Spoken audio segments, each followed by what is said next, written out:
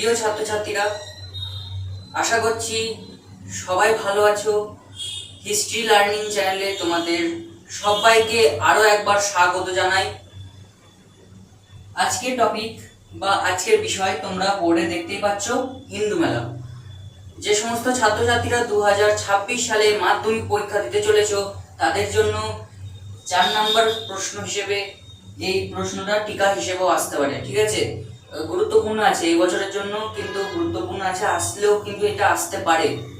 তোমরা দেখে নিও। আমার বোঝানোটা ভালো লাগছে নাকি তোমরা কমেন্টে বলো এবং সাবস্ক্রাইব করে আমাদের চ্যানেলের পাশে থাকো।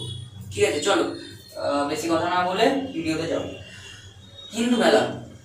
হিন্দু মেলা কবে প্রতিষ্ঠিত হয়েছিল? হিন্দু মেলা প্রতিষ্ঠিত হয়েছিল 1867 সালে। 1867 সালে হিন্দু মেলা প্রতিষ্ঠিত হয়েছিল। ঠিক আছে, এবার চলে আসো ভূমিকা। ভূমিকাতে কি লিখবে? ভূমিকা যেন খুব বড়ও না হয়ে যায়, যেন খুব ছোটও না হয়ে যায়, মাঝামাঝি রাখবে, যাতে এক্সামিনার দেখে খুশি হয়। ঠিক আছে, ভূমিকাতে লিখতে পারবে যে 1867 খ্রিস্টাব্দে নবগোপাল মিত্র এবং রাজনারায়ণ বসু হিন্দু মেলা প্রতিষ্ঠা করেছিলেন। চৈত্র মাসের সংক্রান্তিতে এই মেলা অনুষ্ঠিত হতো বলে এর আরেকটি নাম হলো চৈত্র মেলা। বাস এটুকুই ভূমিকা দিলে যথেষ্ট। এবার আসি, দেখো এবার কর্মসূচি। এই মেলার কি কি কর্মসূচি ছিল? কর্মসূচি কি কি ছিল না, কর্মসূচি ছিল প্রদর্শনী, লাঠি তরোয়াল খেলা, দেশাত্মবোধক গান, বক্তৃতা। এই কর্মসূচিগুলির মাধ্যমে ভারতীয় জাতীয়তাবোধের বিকাশ বা জাতীয়তাবাদের বহিঃপ্রকাশ ঘটাবার চেষ্টা করা হয়েছিল। তাহলে কর্মসূচি আমাদের এই পর্যন্তই, এর থেকে আর বেশি লেখার দরকার নেই, প্রয়োজন পড়ে না। এবার দেখো উদ্দেশ্য।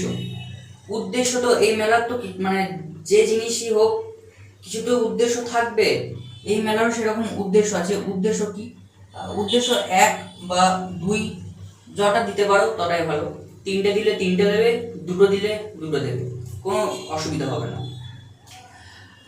উদ্দেশ্য দিলে, প্রথমে উদ্দেশ্য দিলে যে হিন্দু মেলার উদ্দেশ্যগুলি হলো নিয়ে 1, ভারতীয় জাতীয়তাবোধের বিকাশ ঘটানো 1। তারপরে 2 নাম্বার দিলে জাতীয় সংহতি, জাতীয় সংস্কৃতি, জাতীয়তাবোধের বিকাশ ঘটানো ছিল এর মূল উদ্দেশ্য।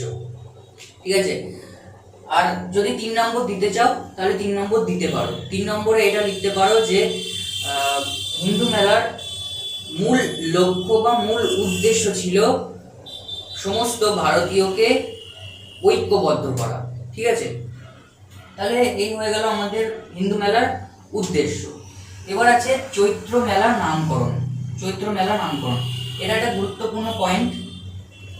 এই পয়েন্টটা তোমাদের দিতে হবে, তাহলে নোটটা একটু বেটার লাগবে। ঠিক আছে, হিন্দু মেলা যে চৈত্র মেলার নামকরণ হয়েছিল বা চৈত্র মেলার একটা নাম ছিল, সেই চৈত্র মেলার নামকরণটা কিভাবে হলো? খুবই সিম্পল। আমি প্রথমেই ভূমিকাতে বলে দিয়েছি যে চৈত্র মাসের সংক্রান্তিতে মেলা অনুষ্ঠিত হতো। এবার তোমাদেরকে গুছিয়ে একটু লিখতে হবে। দেখো পয়েন্ট করলে, তারপরে লিখতে শুরু করলে যে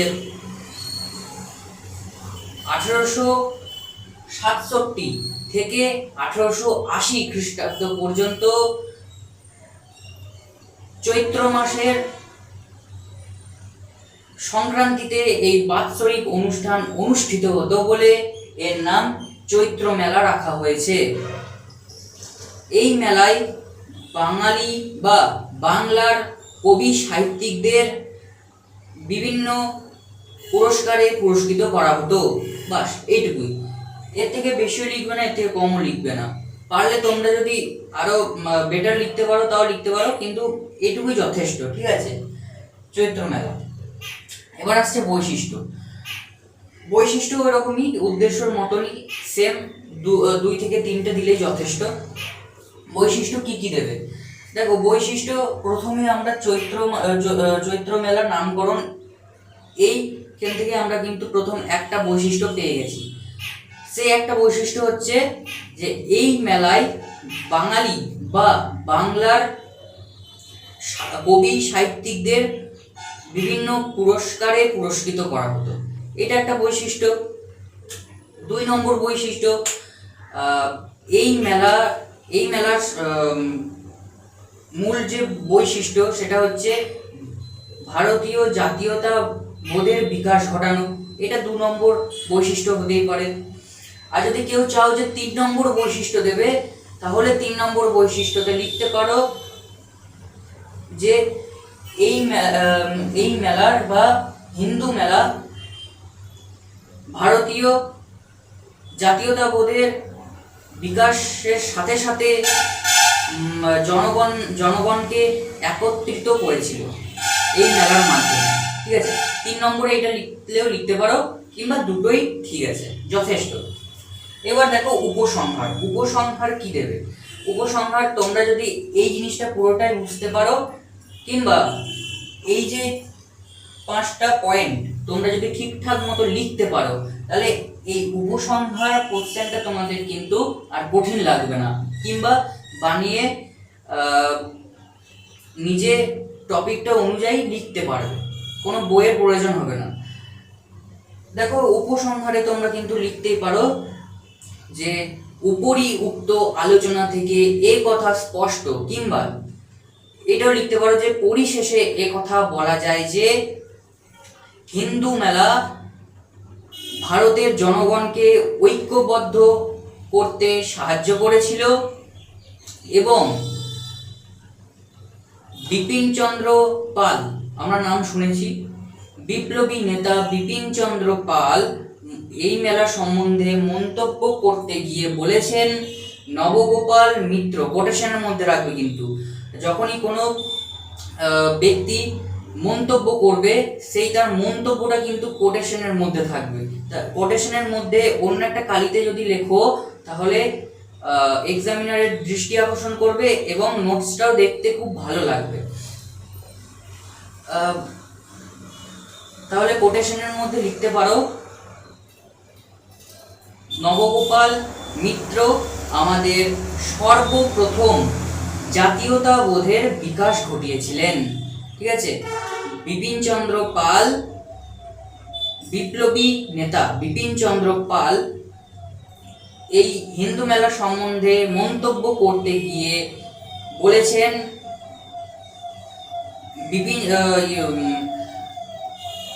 নবগোপাল মিত্র আমাদের সর্বপ্রথম জাতীয়তাবোধের বিকাশ ঘটিয়েছিল বা ঘটিয়েছিলেন। ঠিক আছে, বাস ফুল স্টপ, দাঁড়িয়ে দিয়ে দিলে, তাহলেই কমপ্লিট হয়ে গেল নোটস। এবার দেখো তোমরা এই নোটসটাকে বিভিন্ন নিজের মতো বানিয়েও লিখতে পারো, বা আমি যেরকমভাবে বললাম সেরকম লিখতে পারো, কিংবা তোমরা যে চ্যানেলটাকে ফলো করছো সেই চ্যানেলটাকে ভালো করে, সেই চ্যানেলের এই যে ভিডিওগুলো দিচ্ছে সেই ভিডিওগুলো ভালো করে বোঝার চেষ্টা করো। ইউটিউবের মতো একটা বড় প্ল্যাটফর্মে অনেক ভালো ভালো চ্যানেল আছে, যে চ্যানেলগুলোতে আমার থেকে বেটার বোঝানো নোটস তোমরা পাবে। আমি চেষ্টা করছি তোমাদের বোঝাবার, আমি এখন এই প্ল্যাটফর্মে নতুন, তো আশা করছি কয়েকদিনের মধ্যে মানিয়ে নিতে পারবো। তো তোমরা পাশে থেকো, তোমরা সাবস্ক্রাইব করো, সাবস্ক্রাইব করতে ভুলো না। তোমরা একটা সাবস্ক্রাইব করবে, আমার কনফিডেন্স আরও বাড়বে, ভিডিও করতে আমারও ভালো লাগবে, এবং আশা করছি তোমরা এই নোটসটা বুঝতে পেরেছো, বোঝাবার চেষ্টা করেছি মোটামুটিভাবে। তো ধন্যবাদ ভিডিওটা পুরো অবধি দেখার জন্য, এবং ভালো লাগলে ওই একই কথা, লাইক, শেয়ার, সাবস্ক্রাইব, কমেন্ট করে দিও। ঠিক আছে, ধন্যবাদ, আবার দেখা হচ্ছে অন্য কোনো ভিডিওতে।